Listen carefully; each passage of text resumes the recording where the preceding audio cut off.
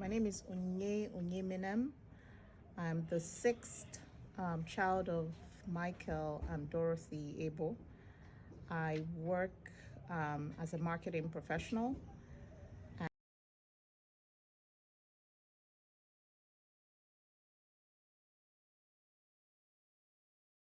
Daddy was a father that was very attentive to making sure his children had values that were important. I recall one of my fond memories is every time before I headed out on the long journey to boarding school, he would have me kneel down and he would, in his stern voice, remind me of all the things I should be doing when I get to school to be a good girl.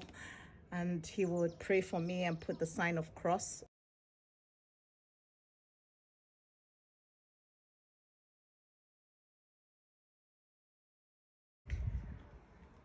So it's hard to think of my father without thinking of his students and how important that was to him. He loved them. I don't want to say more than life itself, but I think that would be a very true statement to actually say. When he was getting very sick, he referred to us as his students, and when he could no longer even remember our names, he referred to us as his students. And just growing up, I know that students became family, and it was just a strong connection. Some of them up to this day are are very close family friends. So it's an emotional part of it for me is that it reminds me of the impact of my father, that what he was so committed to doesn't have to end with his death, that if there's any small way that we can continue to extend the investment he had in people's lives through education, this is one way. So that's why the foundation is important to me from that standpoint. And also, just as an individual and as a family, the value in education is big.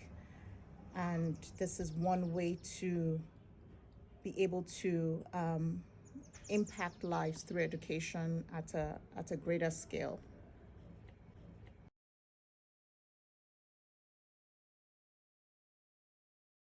Yeah, so in 5 to 10 years, my prayer and hope will be that the Ebo Foundation is something that, like I said, outlives all of us, but it's also something that impacts many, many more lives than we ever imagined, tens of thousands.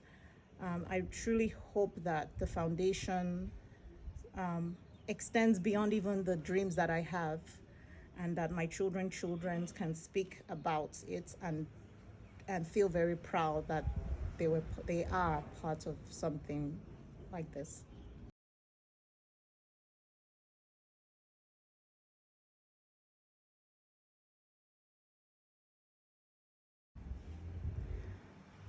I believe that, and I don't know if it's so much so as an advice, but something that I live by is just to leave a place better than you found it.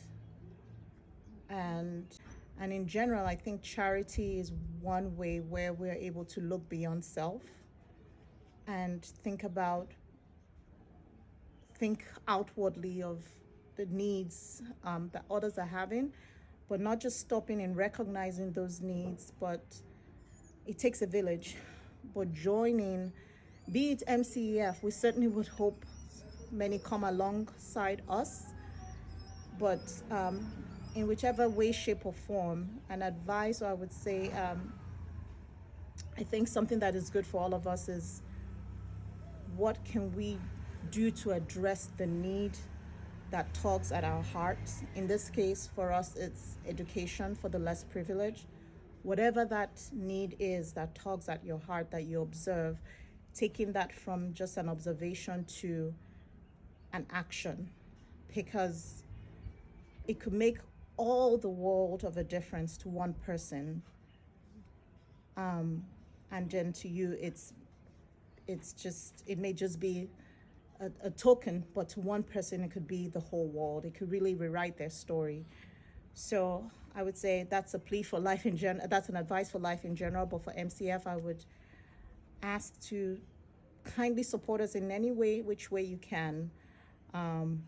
Financially, of course, but there's youth could also benefit from mentoring as we grow. I'm sure there'll be other needs that are helpful to the scholars that we support, to the institutions that we support. And I would encourage, to the extent that you are led, that you keep MCF, stay connected with us in your mind, and come along with us on the journey.